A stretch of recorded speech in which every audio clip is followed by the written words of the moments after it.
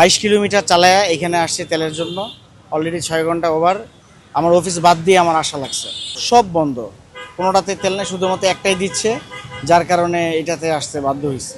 এই যে ভোগান্তি, এখন বুঝেন অফিস আদালত সব বাদ দিয়ে মনে করেন যে এখন তেলের পিছনে আমাদের ছুটতে হইতেছে। এখন ওদিকে তো কাজের সমস্যা হচ্ছে, এদিকেও সময় নষ্ট যাচ্ছে, সব দিক দিয়ে ভোগান্তিতে পড়তেছে। আমার আসা যাওয়াই আমার 2 লিটার অলরেডি তেল শেষ, 8 লিটার আমার হয়তো থাকবে।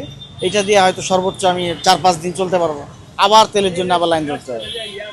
এই ভোগান্তিটা আসলে সরকারের একটু বোঝা উচিত যে কেন হচ্ছে এরকম, আমাদেরকেও দেখাও দরকার কেন সব দিক দিয়েই সমস্যা হচ্ছে।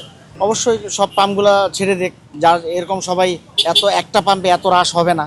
হ্যাঁ, সবাই একটু একটু করে সব পাম্পে যখন তেল পাবে সবাই, তখন এত লম্বা সিরিয়ালও থাকবে না, সময় নষ্ট হবে না।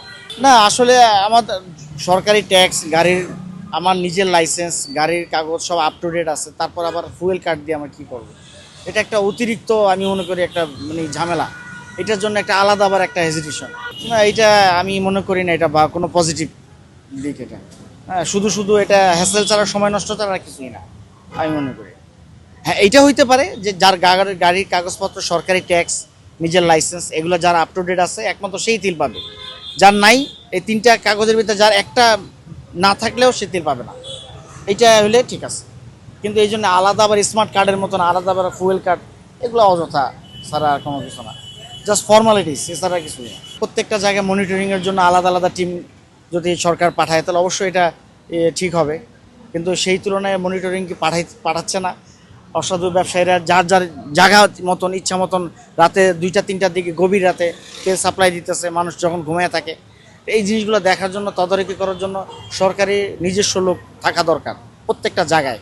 যেমন একটু অজপাড়ায় গ্রামে আছে, তারপরে মনে করেন একটু লোকালয় কম বাজারে, ওইসব জায়গায়, ঠিক আছে, এইসব জায়গায় সরকার একটু বেশি তদারকি করা দরকার আমি মনে করি।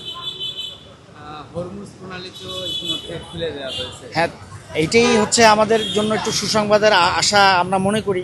এইটার কারণে যদি সরকার সব দিক দিয়ে রেশনিং পদ্ধতি যেটা এটা বন্ধ করে সবগুলো পাম্প চালু করে দেয়, তাহলে আবার সব মানুষ যার যার মতন মানে রিল্যাক্সে যেভাবে তেল নিত আগে, ঠিক ওইভাবেই নিবে, যার যতটুকু দরকার অতটুকু। কতটা আসলে 6 ঘন্টা ধরে দাঁড়িয়ে আছেন, কতটা বিরক্তি? শুধু বিরক্তি না, এখন এটা মনে করেন আমরা যে 6টা ঘন্টা এতগুলো মানুষ দাঁড়ায় আছি, আমাদের ওয়াশরুম নাই, কোনো একটা ওয়াশরুম হইতেই পারে, মানুষের জরুরত থাকতে পারে না, সে কোথায় যাবে? বাধ্য হয়ে এরকম একটা ডিসিপ্লিন জায়গায়, পরিষ্কার জায়গায় নোংরা করবে।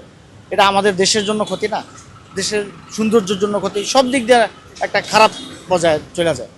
এই বিষয়গুলো আসলে একটা থেকে আর সমস্যার সৃষ্টি হয়।